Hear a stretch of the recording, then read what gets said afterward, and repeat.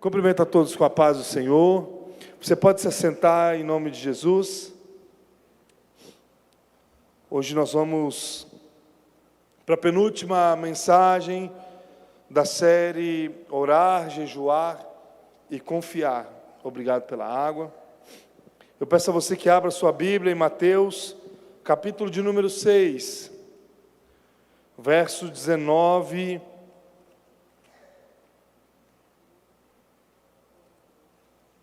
a seguir.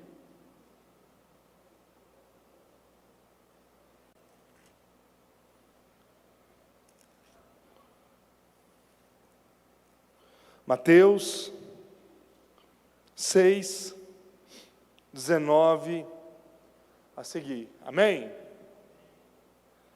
Quem achou diz amém?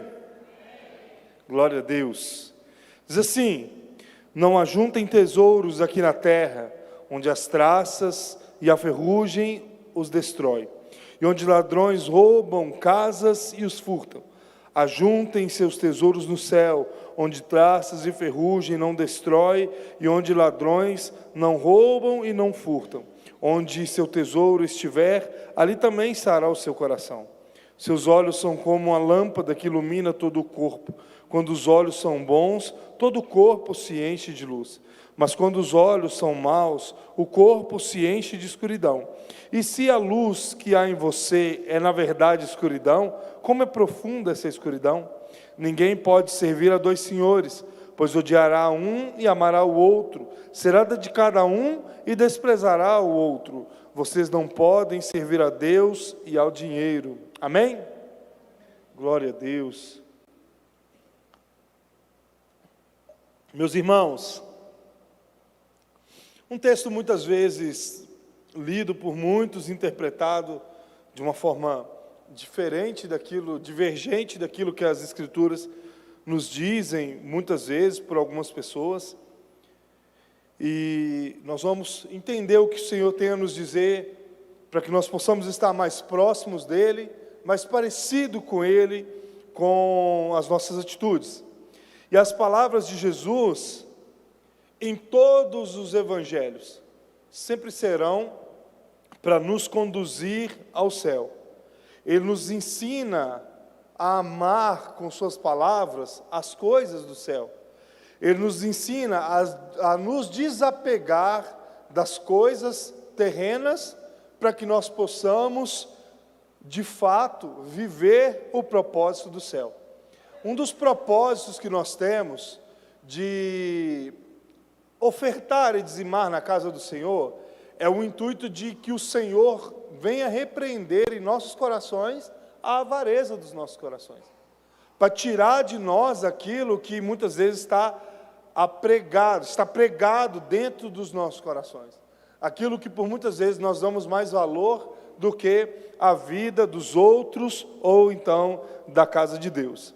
Ele nos leva a desapegar das coisas terrenas, e desapegar das coisas terrenas não significa nós pegarmos toda a nossa propriedade, dividirmos e distribuirmos entre os pobres, mas é aproveitar daquilo que nós trabalhamos, que aquilo que nós conquistamos com o suor do nosso trabalho, é aproveitar do conforto que o trabalho nos dá, daquilo que nós trabalhamos nos dá, é usufruir, aproveitando junto com a nossa família, dando a ela dignidade naquilo que nós vivemos. Deus criou todas as coisas para que nós possamos administrar, para que nós possamos cuidar e cuidar da melhor forma possível, zelar por aquilo que Ele nos dá. Ele nos criou, Ele criou todas as coisas, desde um copo que eu pego até o nascimento da minha filha, é o Deus de Israel que é dono de tudo e que nos coloca como mordomos. Ele nos dá tudo isso e nos conduz a usufruir daquilo que nós temos. Porém, aquilo que nós temos não deve ser o apego do nosso coração. O nosso coração não deve estar enraizado em tudo aquilo que Ele nos dá.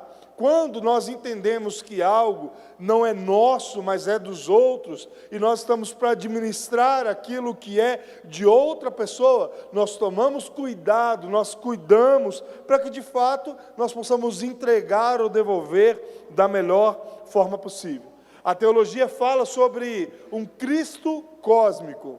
Esse Cristo cósmico significa que Deus cria a terra, cria os animais, cria tudo que existe, e com o pecado a natureza passa a sofrer com essa queda. O homem com seu pecado passa a destruir tudo aquilo que Deus havia criado. Mas Deus, através de Cristo, da mesma forma que Ele restaura o ser humano, Ele restaura através do Espírito Santo morando no ser humano, Ele também passa a conduzir o homem a zelar por aquilo que Deus deu.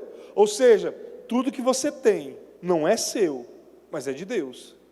O Senhor te deu e vai fazer com que você prospere naquilo que você tenha, mas entendendo que tudo é dele. O capítulo 6 nos mostra isso, esse desapego ao mundo para viver um propósito com Deus. Por isso, o capítulo 6 é um capítulo tão relacional, ou um capítulo de relacionamento, onde mostra o cuidado do homem em buscar a Deus da melhor forma possível, e o cuidado de Deus para com o homem, quando o homem passa a viver a obediência a Deus. Aí nós voltamos em Deuteronômio 28. O homem passa a obedecer a Deus,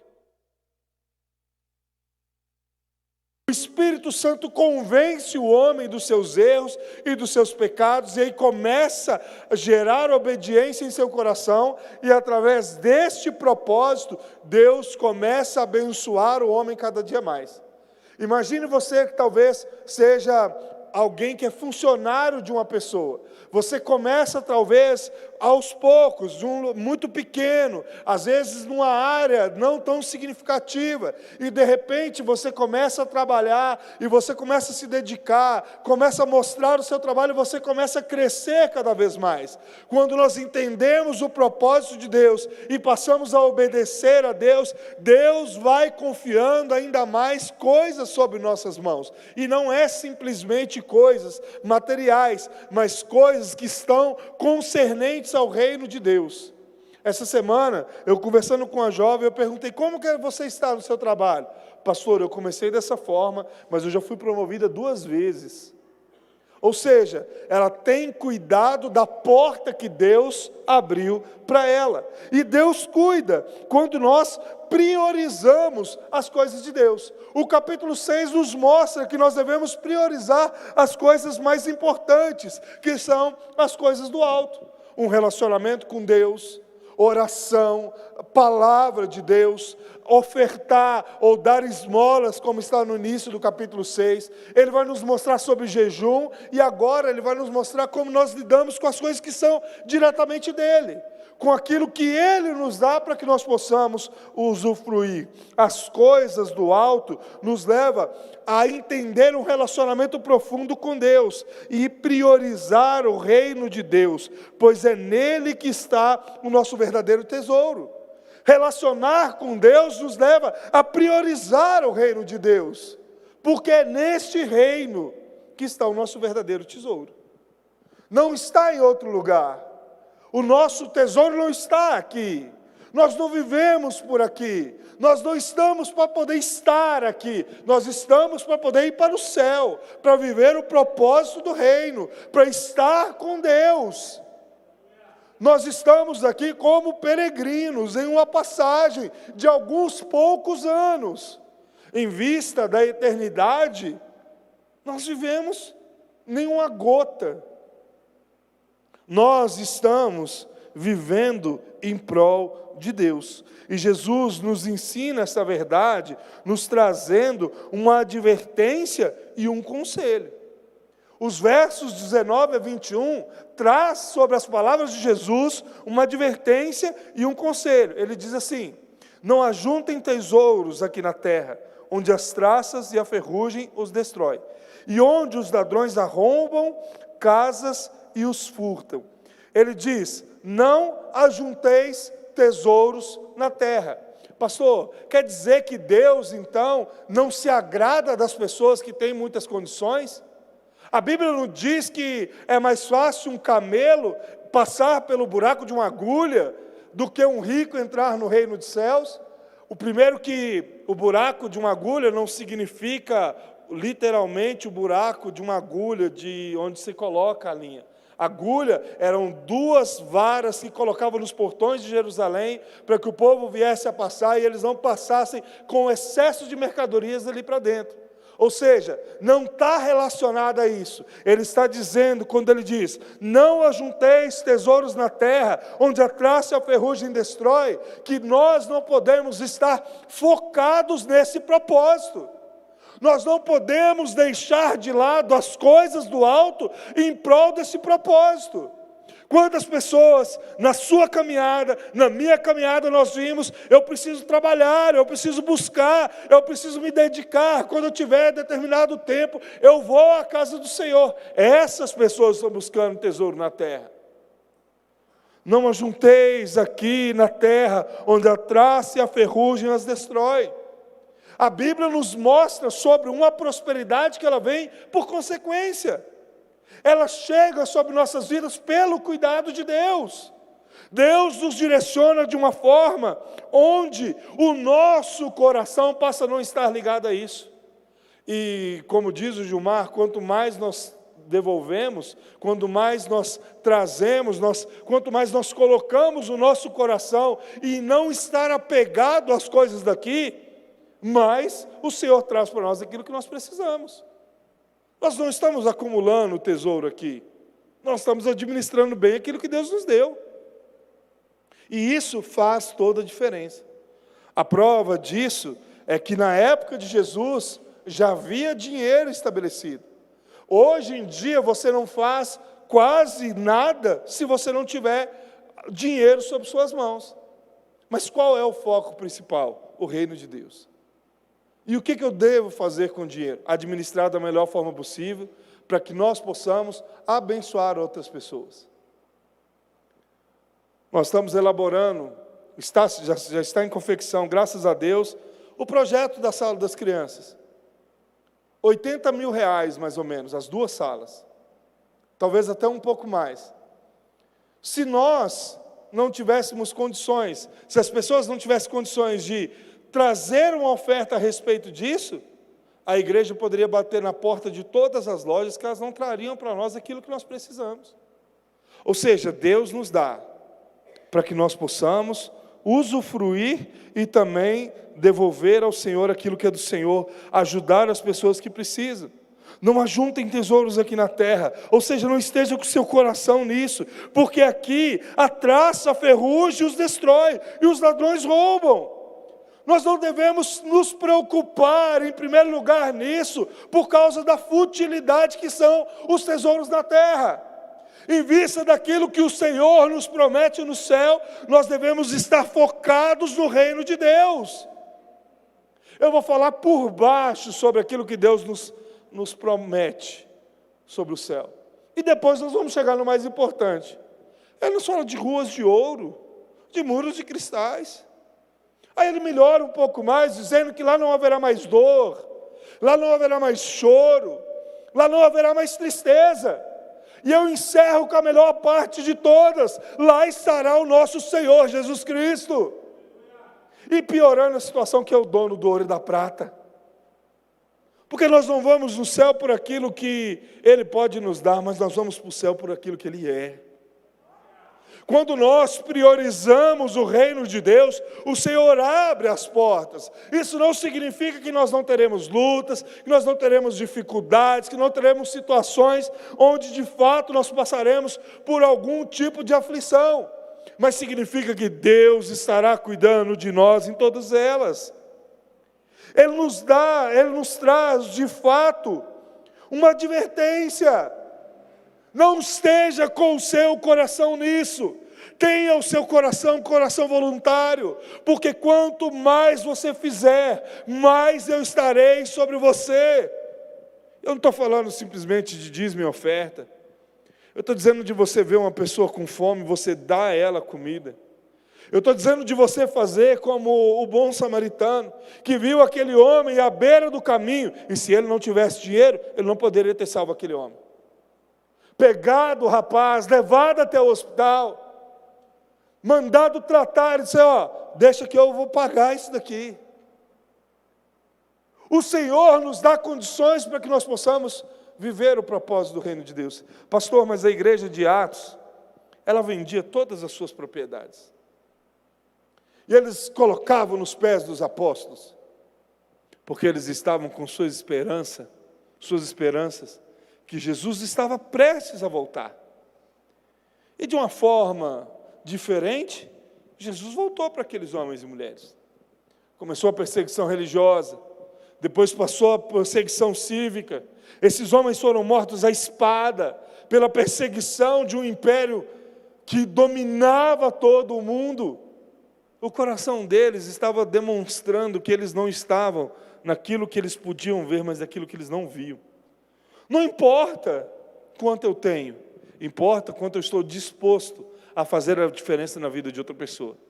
E esse é o papel da igreja. Esse é o papel da igreja. A igreja tem o papel de investir em primeiro lugar no reino de Deus, anunciar a palavra de Deus. A igreja ela não tem obrigação com obra social. Pastor, você está dizendo uma loucura. O que é isso? A igreja tem a obrigação de anunciar o reino de Deus. E quando eu falo anunciar o reino de Deus, significa chegar na vida de alguém que não tenha, e chegar com uma cesta e dizer para ela, Jesus mandou te entregar. Jesus mandou trazer para você, porque o mesmo Deus que supre as minhas necessidades, também supre as suas. Jesus mandou eu fazer isso, isso e isso para você. A igreja deve cuidar dos órfãos e das viúvas, mas com o princípio de pregar a palavra de Deus a elas. Porque o interesse delas não é aqui, mas é no céu. Porque nós estamos aqui para juntar tesouros aqui. Nós estamos aqui para poder libertar as pessoas que estão cativas e oprimidas. Ele vai nos dizer, ajuntem seus tesouros do céu, onde a traça e a ferrugem não destrói, e onde os ladrões não a roubam. Nós devemos entender que o nosso coração deve estar no céu, ajuntando tesouro no céu, porque nada lá se perde. Tudo que você planta aqui, você vai recolher lá. Tudo que você faz aqui, você recebe uma recompensa. A Bíblia diz sobre um copo d'água na mão de um profeta. A Bíblia nos mostra que aquilo que nós fazemos, o Senhor vem até nós e nos recompensa. Porque lá no céu, quando nós fazemos para o céu, nada se perde. Mas como nós podemos conseguir juntar tesouros lá no céu?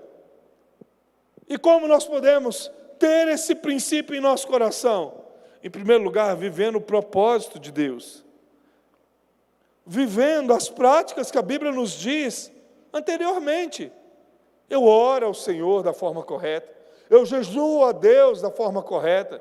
Eu busco ao Senhor da forma. Se você analisar o início do capítulo 6, Deus vai dizer através de Jesus sobre dar esmolas. Quando você der com a sua mão, tampe a outra para que ela não veja. Depois ele vem falando sobre oração, sobre jejum, ou seja, quando você se relaciona com Deus, Deus te conduz a fazer aquilo que é o correto. O Espírito Santo de Deus te conduz a fazer aquilo que de fato é certo. É a oração que nos muda. Oração não muda a Deus, meu irmão, mas oração nos muda, nos conduz a viver da forma certa. Oração nos conduz a viver o propósito, a decidir por forma certa, a ter as escolhas certas. Ou seja, nós estamos ajuntando o tesouro no céu, e lá não tem nada que corrói, não tem nada que destrói, os ladrões não roubam, porque lá os ladrões não entram, mas nós estaremos com o nosso Senhor em um reino de justiça e paz. Esse é o lugar onde nós estaremos, que Ele nos diz, através de um alerta, onde o seu tesouro estiver, ali também estará o seu coração. Como que o nosso coração está? Onde o nosso coração está? Quando nós olhamos para aquilo que temos e usufruímos, mas não entendemos o propósito do reino? Ou simplesmente quando nós vivemos de uma forma onde nós nem usufruímos e nem vivemos o propósito do reino? Onde o nosso coração está quando nós vemos uma pessoa necessitada? Quando nós vemos que de fato o reino de Deus precisa de investimento? Onde de fato as coisas acontecem por aquilo que nós fazemos. Existe uma frase que a missão, ela vai através dos joelhos dobrados que oram, através das mãos que contribuem e através dos passos daqueles que vão. Ou seja, todos nós somos um missionário. Você que ora, talvez não tenha condições de trazer uma oferta, de ajudar um missionário, mas você ora por eles.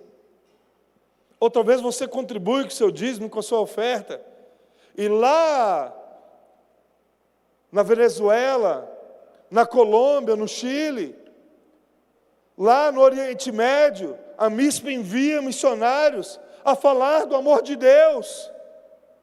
Em vários e vários lugares do mundo, onde de fato Deus leva as pessoas a entenderem o propósito. Deus está nos dizendo de uma forma clara, o Salmo 127, não adianta nós levantarmos de madrugada, trabalharmos o dia inteiro, e quando chegar a noite, continuar trabalhando, se aquilo que Deus tem para nos dar, Ele nos dá enquanto nós dormimos. Deus está nos dizendo que é Ele quem cuida de cada um de nós. É Ele que nos dá aquilo que nós precisamos. Não adianta nós desesperarmos, nós não conseguiremos aumentar um minuto sequer no nosso dia. Nós não precisamos ser escravos do dinheiro, mas ele pode ser algo que venha me mostrar que eu devo priorizar o reino de Deus, porque não é Ele que me domina, mas eu é que domino Ele. Porque eu entendo que priorizar o reino de Deus, eu devo priorizar o reino de Deus, pois é nele que está o nosso verdadeiro tesouro.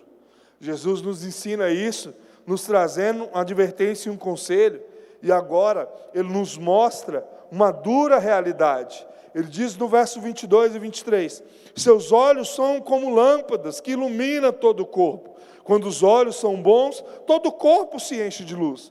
Mas quando os olhos são maus, o corpo se enche de escuridão. E se a luz que há em você é na verdade escuridão, como é profunda essa escuridão?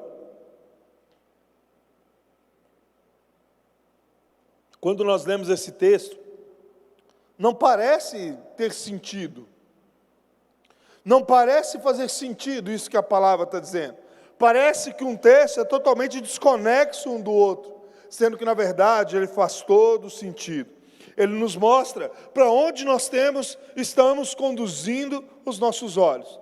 Como nós temos levado os nossos olhos? Os nossos olhos têm sido levados para aquilo que é de fato algo bom, ou nós estamos levando os nossos olhos para um lado ruim da coisa?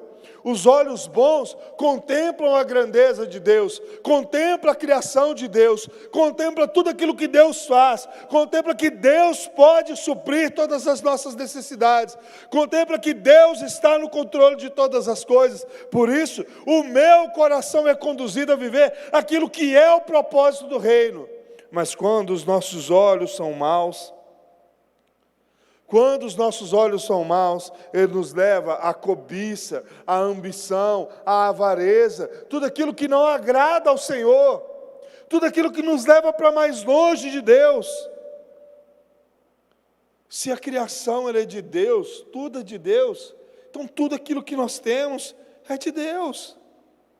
Charles Spurgeon vai dizer que se nossa religião nos leva a pecar, ela é pior que a descrença. Se a nossa fé for presunção, nosso zelo for egoísmo, nossa oração for formalidade, nossa esperança for uma ilusão e nossas experiências foram um entusiasmo, a escuridão é tão grande que até mesmo o nosso Senhor ergue as mãos com espanto e diz: com grandes trevas serão.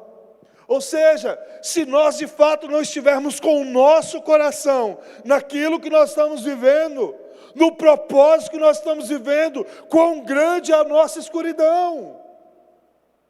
Quão grande tem estado a nossa escuridão. Nós até achamos que nós estamos na luz, mas na verdade nós estamos vivendo em uma escuridão perpétua. Se os nossos olhos são maus, todo o nosso corpo é mau. Se nós estamos cobiçando aquilo que é dos outros, se nós estamos vivendo o propósito do que é do outro, os nossos olhos são maus. Aquilo que Deus está fazendo conosco não tem surtido efeito.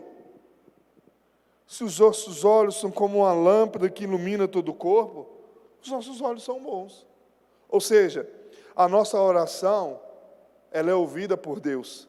A nossa esperança está de fato em Deus. O nosso entusiasmo está na vontade e no propósito de Deus. Tudo que nós fazemos, meus irmãos, deve ser de coração. E quando, Deus é tão maravilhoso, que um dia eu parei para me perguntar acerca disso. O que eu deveria fazer quando eu não queria fazer algo para Deus?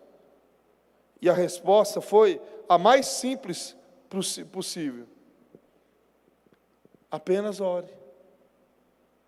Apresente a Deus aquilo que o seu coração está passando. Mas, poxa, pastor, como que eu vou apresentar a Deus essa miséria que o meu coração tem me conduzido a viver? Ele já sabe. Ele conhece.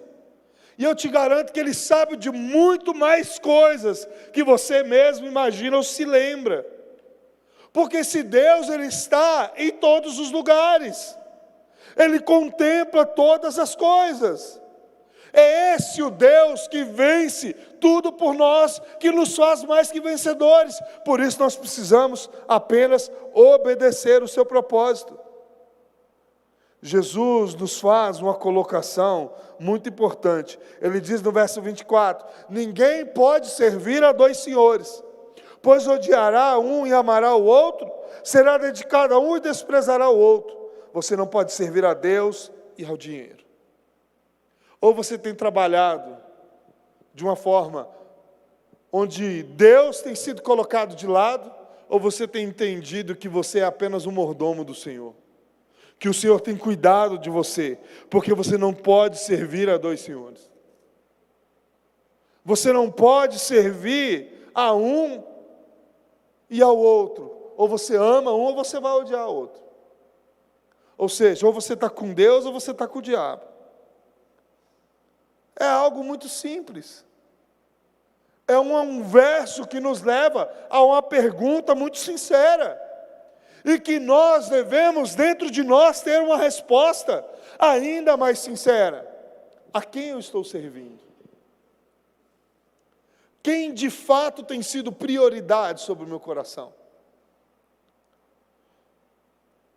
Uma das coisas mais difíceis que o ser humano vive é aceitar o confronto. Ninguém gosta de ser confrontado. Ninguém gosta de chegar e pedir um conselho e não ouvir aquilo que ele queria escutar. Mas Deus nos mostra isso, que Ele fala a verdade para nós. E nós precisamos, de fato, obedecer à voz de Deus. Se nós estamos ouvindo a voz de Deus, não estamos dando ouvido a ela, vivendo esse propósito, nossos olhos estão totalmente na escuridão. Isso está se cumprindo no verso 23. E se a luz que há em você é na verdade uma escuridão, quão profunda é essa escuridão? Essa luz que as pessoas dizem, que a Bíblia diz que é uma escuridão, é exatamente aqueles que acham que estão, mas na verdade estão bem longe. O Senhor te chama de uma forma muito clara a viver o propósito do reino. A quem nós estamos servindo? A quem nós estamos servindo quando a nossa prioridade já não é mais o reino de Deus? Quando nós não importamos mais com o seu culto, quando nós olhamos para a pessoa do nosso lado e nós não temos mais empatia por ela. Quando nós olhamos aquele que precisa e não nos compadecemos da sua dor. Meu irmão, há quanto tempo você não ora por alguém que tem necessitado? Ou por quanto tempo você não ora pelo seu irmão aqui da igreja? Quantas pessoas já saíram da casa do Senhor e nós não gastamos um minuto sequer pedindo a Deus para que o Senhor viesse a transformar ela, para que o Senhor viesse a trazê-la de volta, ou simplesmente fomos fazer uma visita para perguntar o que tem acontecido, para que ela venha estar nos caminhos do Senhor. Mas na verdade eu não posso, porque eu tenho estado muito ocupado acumulando tesouros na terra. Pastor, eu não posso ir na escola bíblica domingo, porque eu estou trabalhando, ou estou descansando. Talvez essa seja a verdade mais clara que nós ouvimos. Mas eu fico com a dó de levantar mais cedo, de levantar meu filho mais cedo, para poder aprender de Deus. Eu estou negligenciando, porque o domingo era do Senhor. É o dia do descanso. E o dia do descanso, antes dele ser o dia do descanso, ele é o dia do Senhor. Pastor, mas vou precisar levantar tão cedo. A escola bíblica ela não é tão cedo para que você não possa descansar, e nem tão tarde para que você não possa preparar um almoço em família. A escola bíblica é no horário certo. Cedo é a hora que você pega para trabalhar, que você acha que com suas próprias mãos você consegue ganhar o suor do seu trabalho. Sendo que, na verdade, se Deus não quiser dar, já era. Se o Senhor quiser voltar para nós hoje, acabou tudo. Nós não temos mais chance. Ter um coração voluntário, priorizar o reino de Deus, é de fato entender que toda a nossa riqueza não está em nós, ou naquilo que nós temos, mas está em Deus, que faz todas as coisas. Ele é o ouro, Ele é a prata, Ele é tudo que nós precisamos. Esses dias, um homem pregando para algumas pessoas angustiadas, deprimidas, com suas fobias, seus complexos, com suas depressões, suas ansiedades, ele dizia: você deve procurar o médico? Sim. Você deve procurar ajuda? Claro que sim. Mas o que você precisa é de Jesus. A única coisa que você precisa na sua vida é de Jesus. Ele é quem é capaz de acalmar a tempestade do seu coração. É Ele quem tem condições de te mostrar de uma forma muito clara que Ele tem a solução para todas as coisas. É Ele quem pode suprir todas as suas necessidades. E eu quero encerrar a palavra de hoje dizendo uma coisa. Eu já vi pessoas